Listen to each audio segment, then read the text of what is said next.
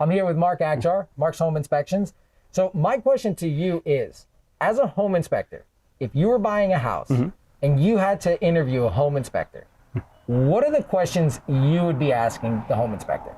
Well, as you know, buying a home is one of the biggest purchases of your life. So you want to make sure you do your due diligence, make sure you do all the proper research. Your referrals usually work out really well and also give somebody something to vet something against. So if you're already trusted with somebody like your realtor, like yourself, you're able to vet that person against them. So usually referrals usually work out really well. Check out their Google and Yelp reviews and things like that to make sure they have a good standing reputation from the public appearance as well.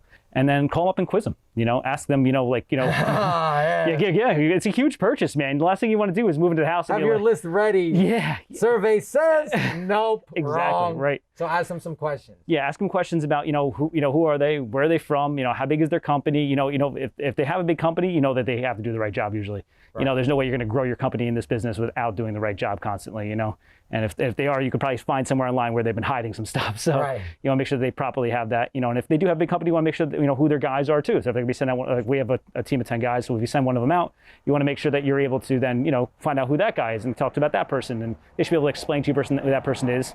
Also the report software, what kind of reports that they write up. You want to make sure you don't get like some 1980s, checklist with a pencil and you're done. You're like, oh, all good, pass, fail. That's not how it works. Right. It's a huge purchase. And if you don't get the right home inspection report, you can read the other inspection report and you can read like stereo instructions. You want to make sure they have something very technically savvy where you're able to click on things and have hyperlinks and descriptions and always be able to get a guy on the phone if you need to. What kind of report do you give?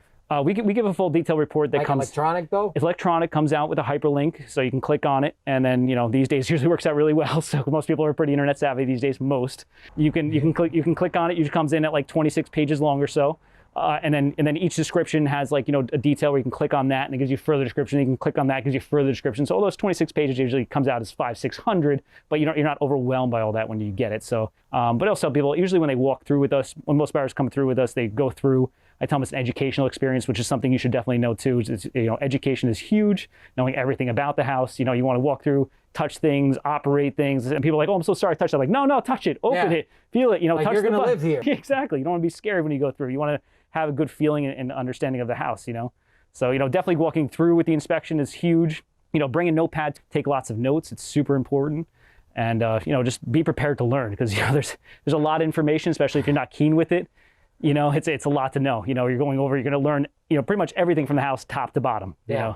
Yeah, I feel like even after you do so many, even like me personally, I've been on so many inspections, there's still more or less something new I'm learning every single time. Oh yeah, yeah. And I thought by now, like, okay, it's a house, it has everything, it's done, but like every house is going to be different. But I like the fact that you're telling them to bring a notepad to jot this stuff down. A lot of people just show up, they'll oh yeah, okay, yeah. And they're expecting A to Z to be in the report. Yeah.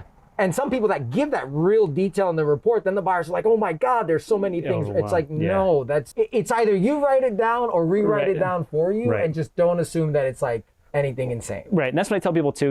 It's don't get too overwhelmed in the fact that of course, if it's a big money issue, anything can be fixed, just a matter of how much. Right. So when we're going through the inspection, they're like, well, this, and that. Well, what do you want to get fixed? And what do you need to get fixed? Right. I think the health and structural are part of that need, but chip paint is part of that want. Right. So we can't negotiate that. So, right. So any other tips you would have? It's about being aware, not scared. It's a big purchase, so you want to make sure that you're aware about everything too. I think that's very important. And like I said, that notepad is critical, and drink lots of caffeine and just be prepared to learn. I tell people every day. Yeah. So this is like my geek stuff when I get to come here and listen to the inspections. And I don't really look at it as like, oh my God, I hope nothing goes wrong. It's like, let's see what can go wrong today. Walking in like that, you're like, guys, something's gonna go wrong. Like I can almost guarantee something's gonna be wrong. It is what it is. Well, that's a really great point that you bring up too. And that's a lot of people don't think. They think they're gonna get this perfect glass box house, even on new construction. People come up like, oh, it's a new house. What do you think can go wrong? I'm like, I could literally tell you a million things I found outside of brand new $10 million construction homes that have been horrific. And I've gotten plenty of arguments with plenty of builders, but that's why you pay us. There's lots of things that can go wrong. No house is perfect, including my own. Things break, things go wrong. It's just having that list of things so you're more aware when you go to purchase the house. And would you say that the report they get is more like a physical health check than a pass or fail? Yeah, there's no such thing as pass or fail. So there's also no such thing as what a seller has to do. So we're doing these a lot of times too. Like I'm sure you sit down with your clients and you prep them on what to expect during the home inspection, because that's another thing that differentiates between you and other agents that don't know what they're doing, is that other agents, when they that don't know what they're doing, I know as soon as when I show up and they're like, so what are we doing today? And I'm like, oh boy. So most agents will prep their buyers, let them know that they're here for informational purposes a lot, and just because something is broken doesn't require the seller to fix it. Especially in New York. New York's a more or less a buyer beware state. The only thing a seller is required for doing really is providing carbon monoxide and smoke detectors. Everything else is negotiation. So there's some industry standard type things, like you said, the health and safety. There's active termites, underground oil tank, asbestos, like we found today here in the basement.